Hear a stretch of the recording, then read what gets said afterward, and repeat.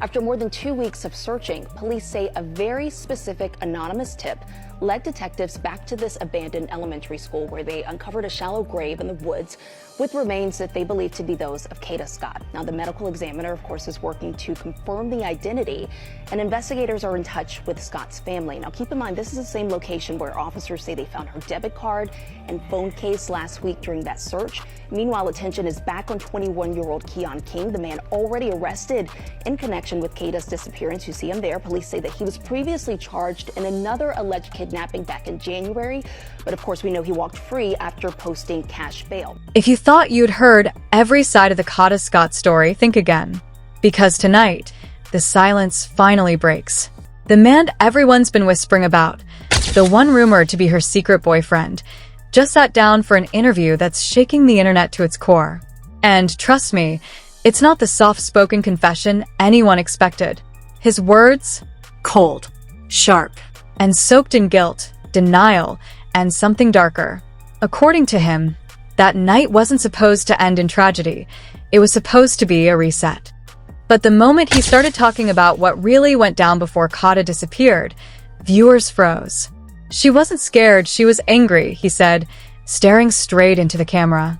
Fans swear they saw his hands shaking, his voice cracking, his eyes darting like someone being hunted by his own memories. And then came the line that broke the internet. They think I killed her, but you don't even know half of it. Since that interview dropped, Twitter's on fire, Reddit's melting, and TikTok's full of self-proclaimed detectives dissecting every word. Was he protecting himself? Was he covering for someone else? Or is this the twist no one saw coming? The man who loved her finally telling on himself? Let's break it all down, because this boyfriend interview just turned a murder mystery into a full-blown media storm. The moment that interview went live, the internet cracked in half. It wasn't on a glossy talk show or some polished network slot. It dropped raw, handheld, filmed in a half-lit motel room off a Georgia highway. The man calling himself Kada Scott's boyfriend sat in front of a single buzzing lamp, hoodie up, chain swinging, eyes red from nights with no sleep. The caption read, "He finally speaks." He started quiet. "People think I'm some monster," he said, voice shaking just enough to make you lean closer. But nobody ever asked what she told me before she left. And just like that, a dead silent feed turned into a global autopsy of every rumor, every DM, every text that ever circled the name Kada Scott. He said her real fear wasn't the streets, it was betrayal. According to him, the week before she disappeared, Kada found out that someone close, closer than blood, had leaked private messages to a blog. The betrayal cut deep.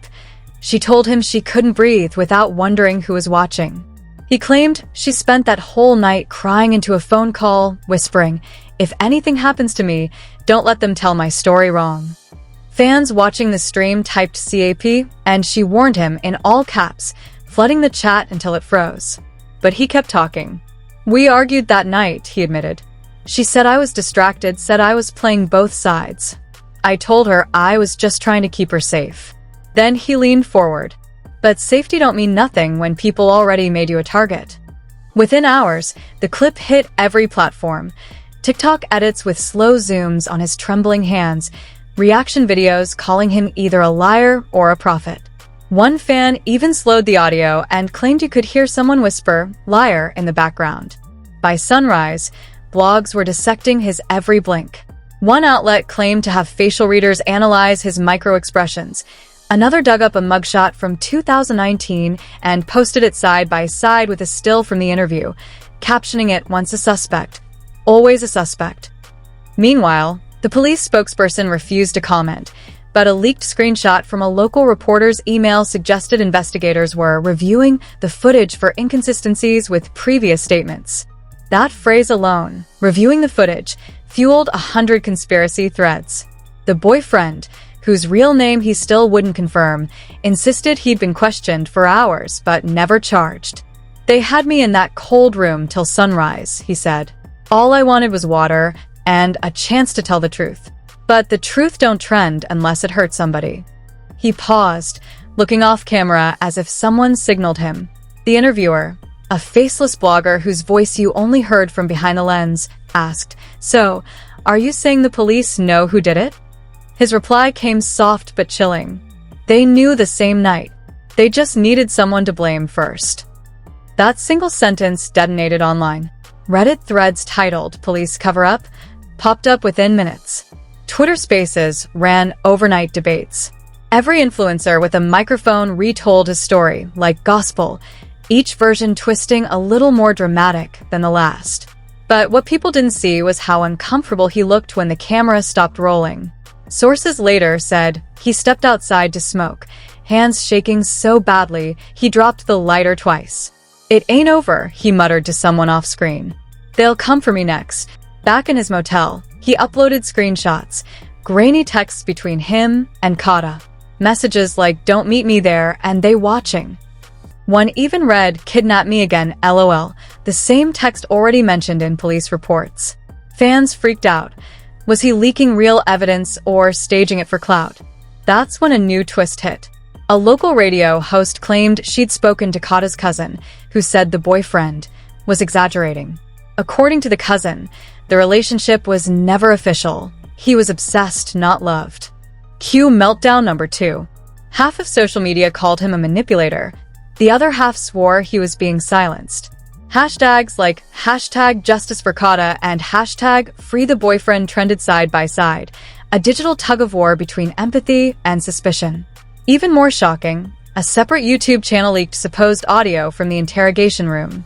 The voice, sounding eerily like his, said, "I told her don't go with them." Whether real or AI edited, it didn't matter. It went viral anyway. Every reaction just fueled him more. He returned live that night, defiant. "They think they can spin it," he said. "But y'all saw her messages. You saw how scared she was. I tried to stop it." His phone buzzed mid-sentence, and for the first time, his confidence cracked. "They watching me again," he whispered, eyes darting off screen. The live stream ended abruptly. Within minutes, commenters claimed they heard a car door slam in the final seconds. Conspiracy videos slowed the clip, added red arrows, circled reflections in the motel window. Everyone wanted to find the invisible villain he kept hinting at. But the most haunting part came later that week when an anonymous account uploaded a photo of him sitting alone at a bus stop, hoodie pulled low, captioned, "He hasn't gone home since the interview." When the second interview dropped, it didn't just break the internet, it obliterated it. This time, he wasn't in that dingy motel room. He'd moved locations. Somewhere quieter. Somewhere with shadows that didn't talk back. The video opened with the same man, the one now dubbed by fans as the boyfriend, sitting under a single yellow streetlight in what looked like an empty parking lot. No interviewer, no background voice, just the sound of rain tapping the hood of his car as he whispered into his phone camera. "They told me not to talk again," he said. "But I can't sleep. Every time I close my eyes, I see her running." That line alone sent chills through everyone watching. Fans paused, replayed, slowed it down. Running from who? He kept going, voice trembling, looking like a man who hadn't eaten in days. The night before she went missing, she came to me, said she was scared somebody was tracking her phone. I told her to calm down, but she threw her bag on the floor, said, "You don't get it, they're already inside." By now, the comment section was flooding with messages. Inside what? Who's they? Bro, drop names. He didn't. But his next words gave people enough fuel for another viral storm. She had a flash drive. Said it was proof. Stuff about people she used to work with.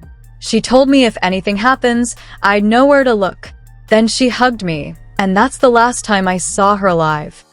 The screen flickered as if his phone battery was dying. Then he whispered something barely audible. They took her because she found out too much. And then static. The clip ended right there, mid-sentence. No goodbye. No fade out. Just silence. Within hours, hashtags like #TheFlashDrive and #WhoAreThey dominated the timeline. TikTok detectives were decoding backgrounds, comparing the parking lot lighting to local maps, trying to find where he filmed it. Some said it was near the same school where her remains were found. Others swore it was staged, a calculated performance. Still, the mystery flash drive changed everything. That night, TMZ-style blogs dropped exclusive leaks claiming federal agents had seized digital evidence from an undisclosed source close to the victim. Law enforcement didn't confirm or deny it, which only made it juicier. Then, someone uploaded a blurry photo that allegedly showed FBI officers carrying a small metallic case out of an apartment complex downtown. The internet connected the dots instantly. The drive was real. Meanwhile, the boyfriend's situation worsened. A neighbor told reporters he'd been receiving strange mail, plain envelopes with no return address, one of them containing just a single note that read, "You should have stayed quiet." By morning, he had vanished. Every channel, every gossip page, every crime podcast turned into a hunting ground for answers. Where is he? Was he silenced? Is this bigger than we thought? The theories became wilder by the minute. Then came the biggest twist yet. A woman claiming to be one of Kada's close friends came forward. She appeared on a live stream, face half covered, saying they were together, yes. But he wasn't who he said he was. Her name was Brielle, and what she said next cracked the case wide open. He told us he worked construction, right? That was a lie. He used to run with people who did things, bad things. Kada knew. That's why she wanted to leave. She told me, "If I disappear, it's because I tried to walk away." Social media lost its mind. Suddenly, the boyfriend wasn't just a mysterious lover. He was a potential accomplice. Old mugshots resurfaced again. One of him from 2021, wearing the same chain he wore in the interview, went viral. But here's where it got messy. A day later, Brielle deleted her video and posted a cryptic story. "They got to me. I can't talk anymore." Then she went silent too. Fans didn't know what to believe anymore. Some swore this was a setup. Others believed it was a full-blown cover-up.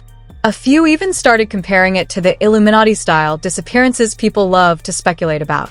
In one of the wildest moves yet, a Twitter account claiming to be the boyfriend's cousin tweeted, "He told me she found something about a charity that wasn't really a charity. That's why she got scared." It was retweeted 80,000 times in 30 minutes. Charity? Everyone started asking the same question. What charity? Bloggers dug deep and discovered that Kada had recently done promotional work for a small community organization with suspicious donations and no active website. Its registered agent? A name eerily similar to one of the men listed in the court documents related to her death. A coincidence? Not to the internet. Meanwhile, police sources told local news they were now re-examining communications between Kada and a known associate. They didn't name him, but everyone already assumed they meant the boyfriend. Then, another recording surfaced. Posted by an anonymous YouTube account, it featured a distorted male voice claiming to have the real flash drive. The voice said, "What's on here will end careers. She didn't die for nothing." It sounded fake, edited, overprocessed, but no one cared. It was content. It was scandal. It was fuel. And then something unexpected happened. Kada's mother spoke out. Standing on her front porch, surrounded by flashing cameras, she said through tears, "I don't know what that man's talking about. My daughter didn't have no flash drive. What she did have was people pretending to love her." The crowd fell silent. The pain in her voice was raw, unfiltered. "He's using her name to get attention," she said. "If he loved her, he'd stop talking." But instead of cooling things down, it made the story explode even harder. The boyfriend went from tragic figure to villain overnight. YouTubers analyzed his body language. TikTokers posted fake DMs claiming he'd messaged them. Even celebrities chimed in. One rapper tweeted, "That Kada story wild. Can't trust nobody these days."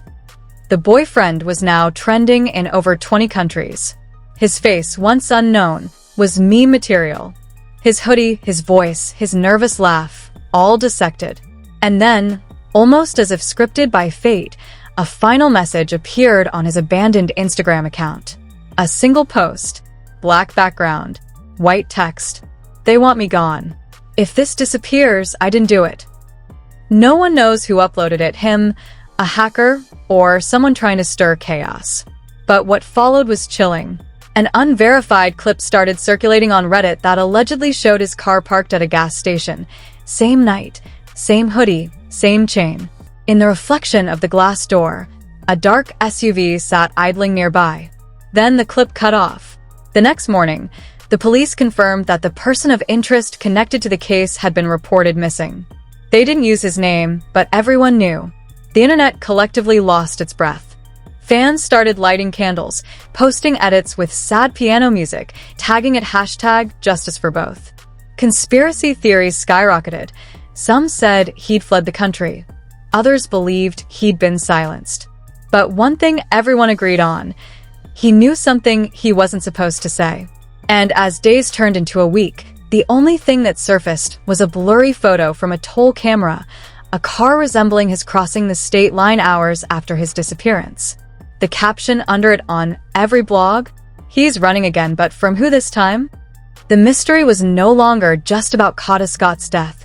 It had morphed into a full-blown saga of love, lies, and secrets too dangerous to stay buried. This story began. The line between truth and fiction had completely disappeared. News anchors were debating TikTok theories live on air, bloggers were being treated like investigators, and the boyfriend, whose real name still hadn't been confirmed, had become one of the most hunted people in America. Some people called him a criminal. Others called him the only person brave enough to tell the truth. Then, on a random Tuesday afternoon, everything changed again. A breaking news alert flashed across every phone screen. Man linked to Kada Scott case found alive. The internet froze. It had been 9 days since anyone had seen him, and people were already hosting virtual memorials, writing think pieces about corruption and conspiracy. But there he was, standing under harsh fluorescent lights inside a small police station in Georgia, eyes hollow, clothes dirty, and lips trembling as he whispered, "They tried to kill me." According to officials, he'd walked into the station barefoot, dehydrated, and visibly terrified. He claimed he'd been on the run since a black SUV started tailing him the night his last post went up. He said he slept under bridges, avoided his phone, and trusted no one. "I thought I was dead already," he said. But what truly sent chills through everyone was what he had in his hand, a small, mud-covered flash drive. It was real. Inside the station, detectives immediately took it into evidence. For the next 48 hours, nothing leaked. Not a word, not a rumor. It was like the entire internet had been placed on pause. Everyone waited, refreshing timelines, checking for leaks, begging for any hint of what was on that drive. Then a local reporter dropped the bomb. According to her anonymous source, the drive contained financial documents, messages, and audio recordings connecting several people, both inside and outside law enforcement, to the events leading up to Kada Scott's disappearance. She didn't say names, but that didn't stop fans from guessing. The boyfriend was back in headlines, now being called both a whistleblower and a suspect-turned-hero. He did one more interview from police custody, raw, emotional, shaking. They didn't take her because of love. They took her because she was going to talk, he said. "Talk about what?" the interviewer asked. He leaned in, whispering, "That charity wasn't no charity. It was a front. Money went in, never came out. And she had proof. They killed her for it." The clip exploded. Within minutes, people started naming local politicians, influencers, and executives. Conspiracy channels flooded YouTube, each claiming to have decoded the drive's content. But while the internet went wild, something darker was happening offline. 2 of the supposed donors linked to the charity were found dead within 72 hours. Authorities called them unrelated incidents, but no one believed that. Not anymore. As the story spiraled further out of control, new footage surfaced, security camera clips showing a woman, believed to be Kada, meeting a tall man in a parking lot 2 nights before she vanished. The man's face wasn't visible, but his car matched the boyfriend's. Reporters swarmed the police station demanding answers. Was the man in the video him? He denied it.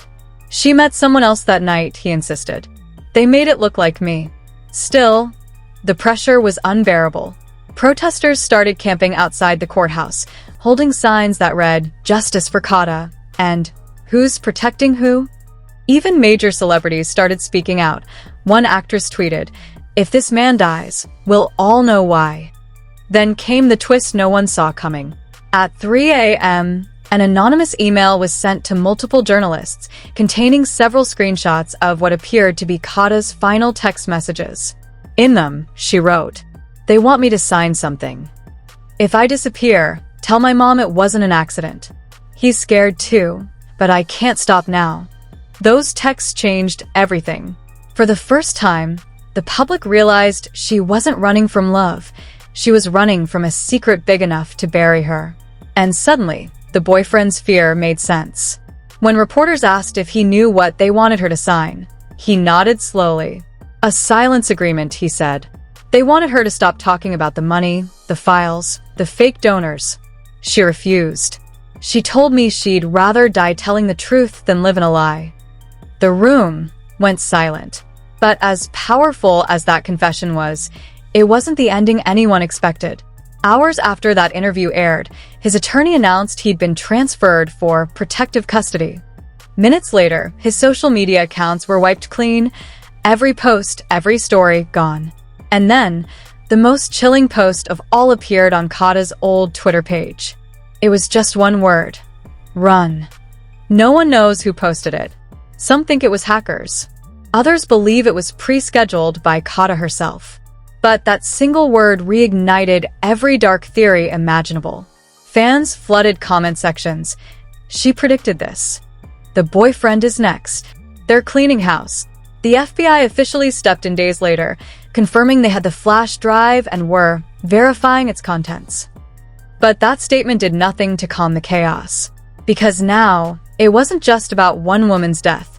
It was about who was willing to kill to keep a secret. The final twist hit 2 weeks later. A video dropped on an encrypted site titled The Real Story. It was 14 minutes long, filmed in the same motel room from the first interview. The boyfriend sat alone, his voice low, his eyes red. "I didn't just love her," he said. "I tried to save her. She told me they'd never stop looking for her files. She said if I lived, I had to finish what she started." He reached into his jacket pocket and pulled out a small flash drive, another one. "This isn't the one they found," he said, almost whispering. "This is the backup." The video ended with him walking toward the door, turning to the camera one last time. "If this goes online, it means I'm gone. But tell her mama I kept my promise." The screen cut to black. That video has been re-uploaded thousands of times since then, despite takedowns. The original file disappeared within 30 minutes. No one knows who uploaded it or where he went afterward. He hasn't been seen since. And as for the contents of the second flash drive, authorities still haven't confirmed whether it exists. Every time journalists ask, the response is the same: no comment. But online, the story hasn't died. Not even close. Reddit threads still claim new leaks every week. TikTok detectives still post videos at 2 a.m. pointing out hidden messages in Kada's old photos. Some swear she's alive under a new identity. Others think both of them were silenced by the same people who started this. The only truth left is this: 2 lives ended in chaos. 1 story was buried, and the rest of us are left piecing together the fragments. Maybe we'll never know what was on those drives. Maybe the truth really was too dangerous to survive. And that's where the story stands: a love affair turned nightmare, a mystery buried under headlines, and a flash drive that might hold the answers we'll never see. Whether you believe the boyfriend was a hero, a liar, or just another victim, one thing's clear: nothing about Kada Scott's death was ordinary. Every secret that came out led to another cover-up. Every confession opened another door. But what if there's more? What if that second drive he mentioned is still out there somewhere? What if the story we've all been fed isn't the story at all? Think about it.